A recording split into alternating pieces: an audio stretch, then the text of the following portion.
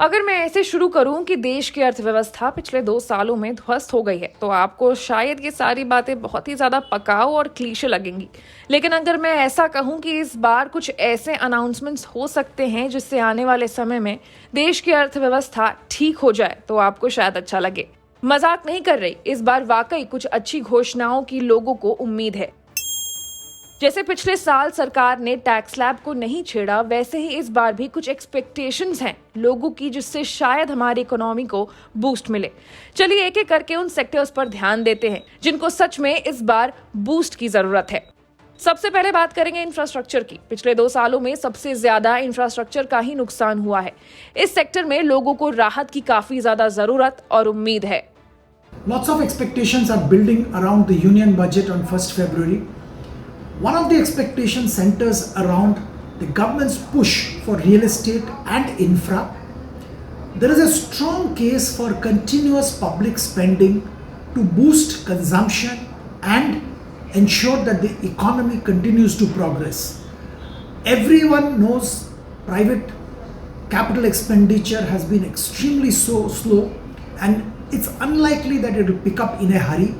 The only option left for government is to spend directly, and in that case infrastructure and real estate will definitely get a big boost. Also, real estate is the largest employer of urban poor, and this is one segment of the population which has not benefited from multiple schemes of government which has benefited the rural population, whether it's a NREGA or a direct benefit transfer or even MSP for agricultural commodities have benefited rural poor, whereas urban poor desperately needs help, and real estate support to real estate by government can definitely provide that help to urban poor. So focus has to be on real estate, focus has to be on construction and infrastructure. Overall, these themes, these sectors will get government push one way or the other. So construction, infrastructure, cement, paint, and multiple real estate companies with good balance sheet and credible track record will benefit from this budget, and that's the expectation. अब बात करते हैं अपने काम की, यानी कि work from home की। कोरोना के चलते ज्यादातर सेक्टर्स में कर्मचारी वर्क फ्रॉम होम ही कर रहे हैं। ऐसे में उनका इलेक्ट्रॉनिक, इंटरनेट चार्ज, किराया, फर्नीचर एक्सेट्रा एक्सेट्रा पर काफी ज्यादा खर्च पड़ गया है। Institute of chartered accountants of India ने भी वर्क फ्रॉम होम में राहत के तहत घर से काम करने वाले लोगों को अतिरिक्त टैक्स छूट देने का सुझाव दिया है। उसके बाद बात करते हैं किसानों के बारे में। प्रधानमंत्री किसान सम्मान निधि योजना के तहत देश के किसानों को दी जाने वाली आर्थिक सहायता राशि में बढ़ोतरी की जा सकती है। इस योजना के अंतर्गत किसानों को अभी 6,000 रुपए सालाना रकम दी जाती है। वही 1 फरवरी को इस राशि को बढ़ाने का ऐलान भी हो सकता है। पीएम किसान योजना की राशि को बढ़ाकर 8,000 रुपए किया जा सकता है।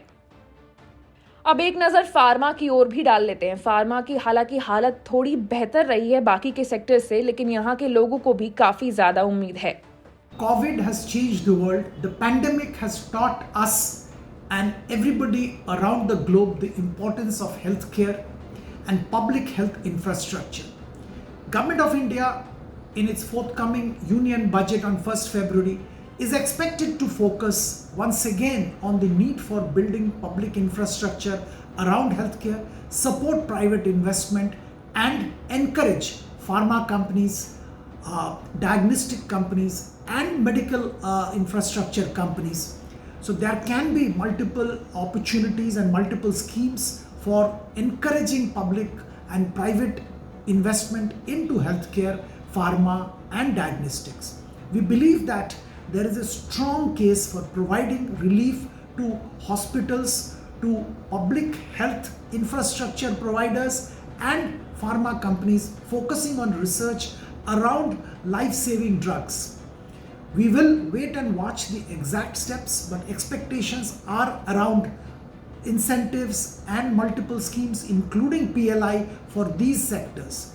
Also, there can be provisions for easier credit and cheaper credit for these sectors, and that can also be indicated in the budget.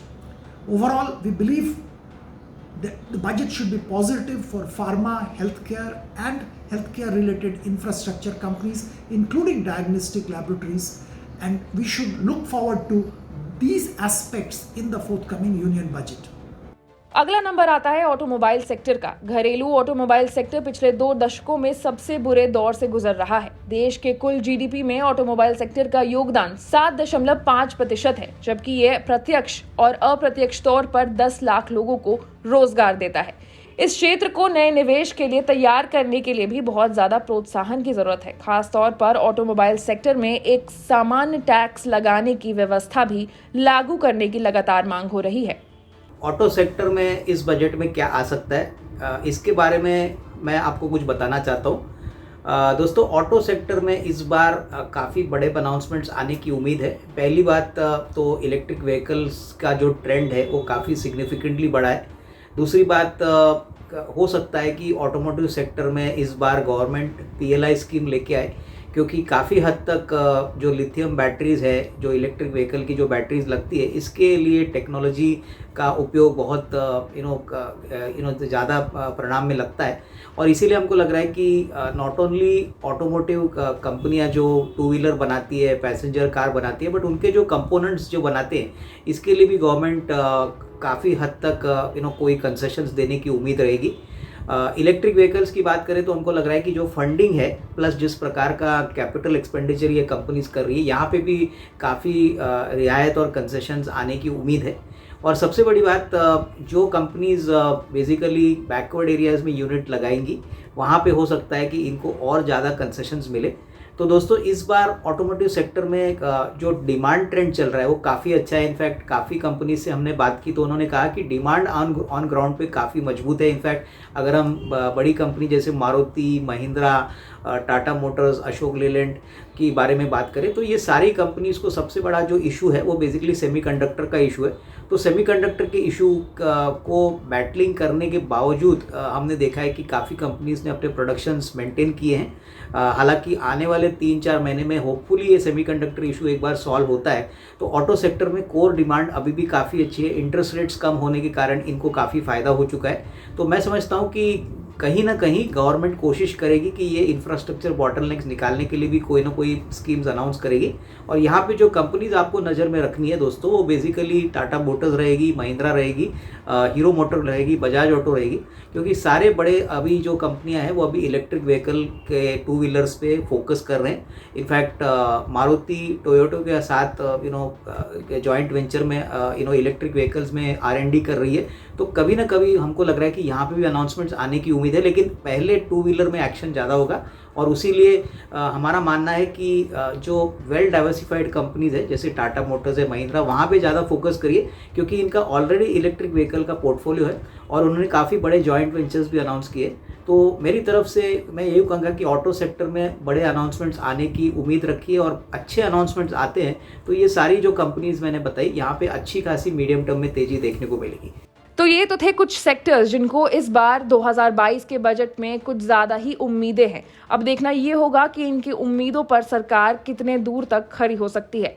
ऐसे ही तमाम खबरों के लिए, अपडेट्स के लिए आपको अनकट को लाइक, सब्सक्राइब और शेयर करना होगा। साथ ही साथ आप कमेंट करके ये भी बताइए कि आपको हमारा ये वीडियो कैसा लगा।